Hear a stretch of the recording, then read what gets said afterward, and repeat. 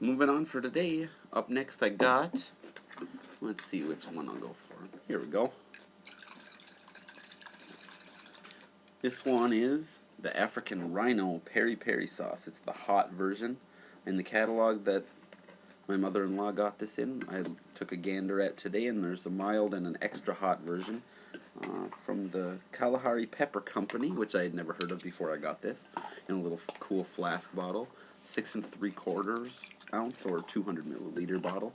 Roasted tomatoes, water, onion, cider vinegar, lemon juice, canola oil, spelled wrong, Conola. Anyway, roasted garlic, sugar, salt, and peri-peri chili peppers, and spices. The exotic peri-peri is Africa's hottest chili pepper. Strains from Botswana and Mozambique are grown exclusively for the Kalahari Pepper Company, so you too can experience the soul of Africa's great thirst land, the Kalahari Desert.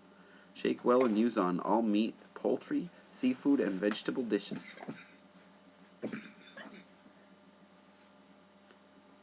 According to the bottle, the product may vary in color. Mine's a nice burnt orange color with little chunky bits of peppers and looks like little flakes of spices and whatnot. This is one of my favorite ones. I've down, the bottle's about this full now, so I've used a bit of it. Give it a good shake, make sure it's nice and blended. I don't remember it being all that hot, even though it says it's hot. It's a very, I can't, trying to pinpoint that spice. It's a very familiar smell,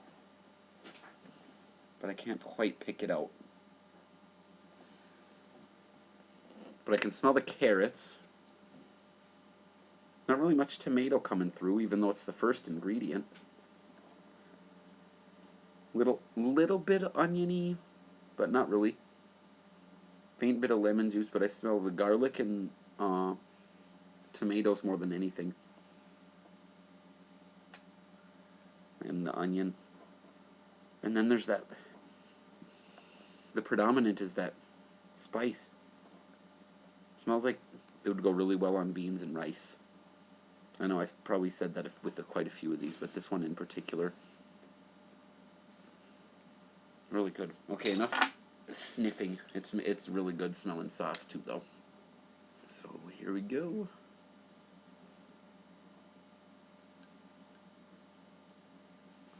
Fairly thin consistency. You can see a little bit of sheen of the canola oil, or the Conola oil.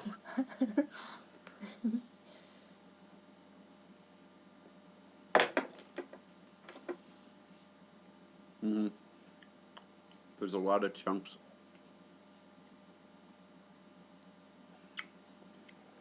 And besides the chunks, it's pretty watery. But I like good textures like that. And a little bit more of that. You get a little more heat.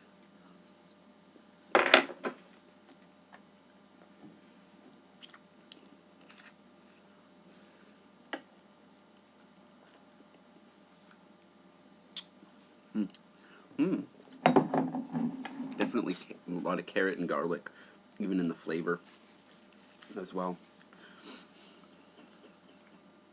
Good lingering aftertaste of the spices and the garlic and onions. Not much of the tomato flavor in the flavor either.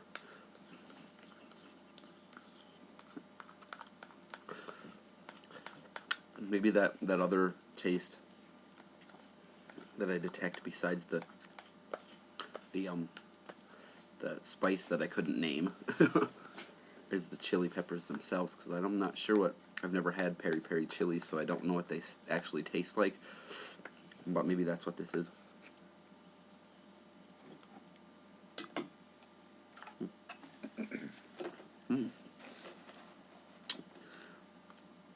Fairly low glow, but definitely noticeable on my tongue. It's a little bit hotter than the one right before this, that garlic chili sauce. Tip of my tongue, got a few little embers glowing.